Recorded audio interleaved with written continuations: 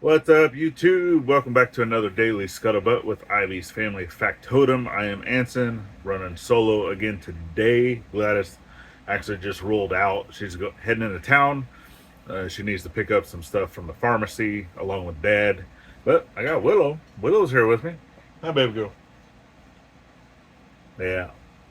And Kiddo's back in the room playing with her toys. But you're probably going to hear a little bit of noise in the background. I will apologize for that right now. But that is our dehumidifier because, as you can see, right, this is what we deal with a lot. And I actually bought some products to try out just to see if it would help. So it's basically a film that you put, and it's actually going to get installed because I don't know if you can kind of tell, but there's a metal track right here. So it gets basically taped in. So you put a tape here, double-sided tape, and then it's a film that covers the entire window that is supposed to kind of act as like a double pane type window. And then we also have some of the thick insulating blocks that are made for the vent that goes in the overhead or in the ceiling. So hopefully that will also, and you can use those even during the summertime to help with with heat loss or anything like that, or air conditioning loss or whatever you want to call it, right? So yeah, that should be in today.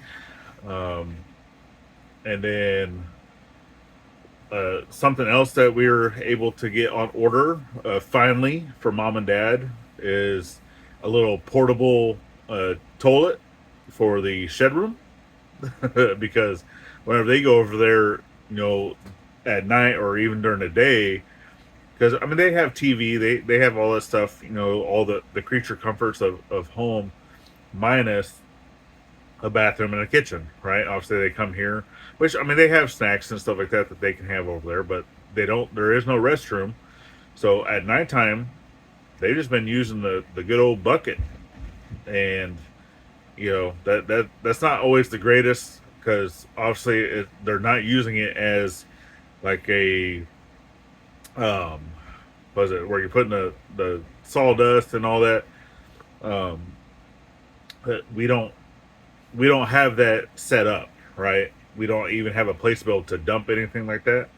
So just going, number one into a bucket and then just, pouring it out in the morning.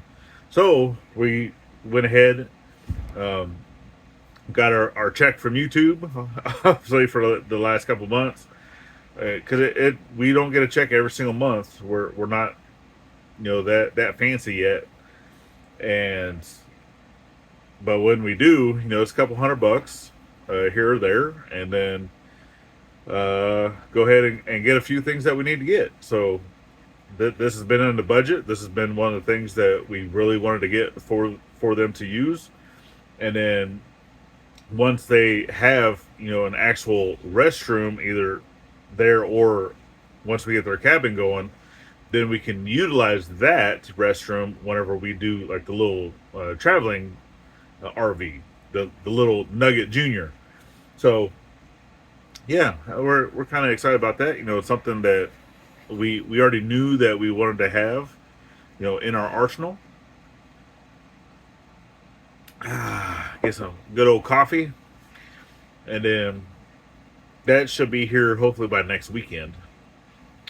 But yeah, that's exciting times. Getting up and stuff and doing that, and then hopefully with this payday coming up, obviously our retirement Navy payday, that we'll be able to get some supplies for the foundation for Mom and Dad's cabin.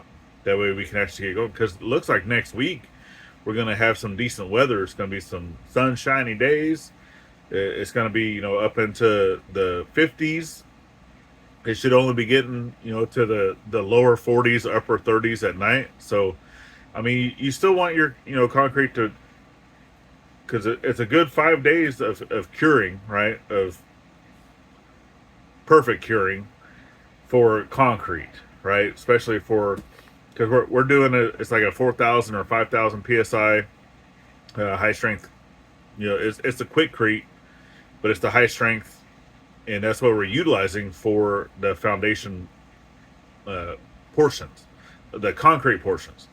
So with that, we went ahead and we're going to switch it up. So instead of doing the square foundation underneath the cabin, because the cabin's going to have a skirting on it anyway, so you're not even going to see those types of foundations.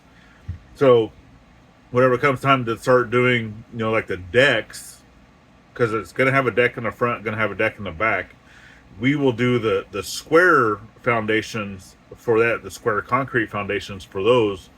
That way we can clad those with stone, because that's kind of like the look that we were wanting to go for with the cabin.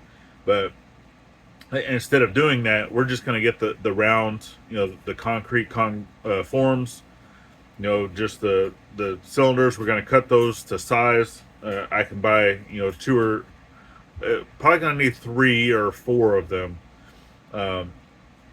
They come in 4-foot lengths. I'm just going to cut 4 pieces out of one, and to make it a 1-foot length, everything's going to be 1 foot concrete, basically right where they sit. And then to adjust the height, the final height of where the beams and stuff are going to be, because we're going to have a post that comes up, a 6x6 post that comes up off the concrete, and then a beam sitting on top of the 6x6 post. So for that, we'll be able to adjust the height of where that beam sits by those 6x6 posts, which we already have on hand that we got for free from my buddy, and we thank you once again. So yeah, I think that'll be a little easier. Plus, the money that we're going to save with getting materials and such, we can go ahead and, because we're looking at getting a laser level. That way we can set that up, get everything, set to where it needs to be with all the posts, and just utilize the laser level to get everything right, where it needs to be, and such. And I think it'll work out great. So yeah, that's the goal. That's what we're working on, and hopefully we can get going on that next week. Fingers crossed. I know right now it's a muddy mess. Gladys barely even got out of the driveway, because obviously the areas that we put rock down is good. It's squishy, but it still allows the vehicles to move. Well, there's one little transition spot where we park, to where it's still really, really slick mud, and I have been, because I already know that truck is horrible on this ground. So I have actually been able to park whenever I'm driving the truck, to where I know that I need to back out onto those rocks, and then I can go out the driveway. Well, before all of that, normally we would just back straight out next to the shop, or like the little tent that I have in front of the shop, and then you kind of turn left around that tree. Well, when it's soft like this, you can't do that. And she's not used to that, because obviously in the Jeep, she doesn't ever worry about it, because her Jeep just goes wherever it wants to go.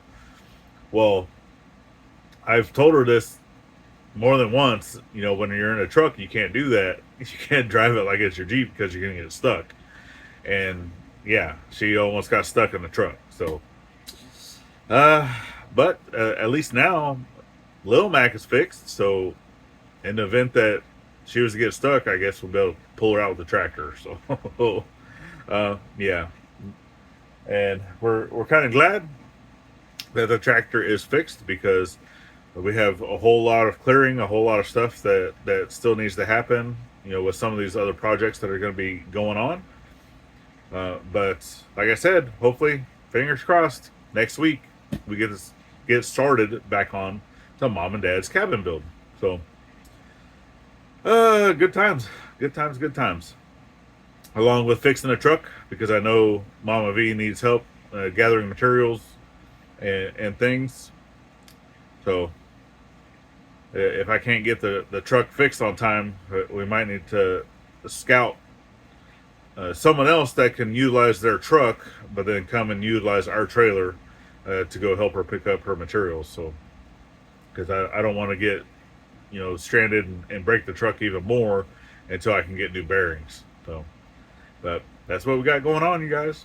So we're gonna get the Jeep fixed hopefully soon, and then we're gonna get the truck fixed hopefully soon, and then continue to help the community when we can, and then continue to work on Mom and Dad's cabin. So that's right here in the near future, hopefully, fingers crossed. And we are very thankful that you're here to follow along in that journey. If you're new here and you made it this far, we would appreciate that thumbs up, the subscribe, and then share it out to your friends. Help us grow. It's greatly appreciated. And then last but not least, always thank a veteran at every chance you get. Not only on Veterans Day, and we'll see you on the next one. Later, y'all.